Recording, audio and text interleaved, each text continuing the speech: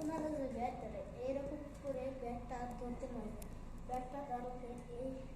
এইরকম আমার মাম ব্লগ আজ আমরা বেটে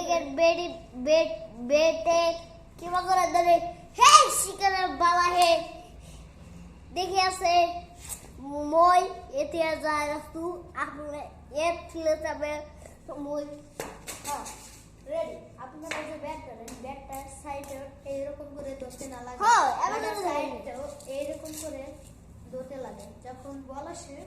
এইরকম করে ব্যাটটা ছড়ানো যখন এখন দেখবেন আপনারা তখনই বল মানে গিয়ে বল হয়েছে এইরকম করে হ্যাঁ দেখেছে আপোনালোকে মই বাহিৰত আছো, মই এখন কি কোন বাল আছে সেই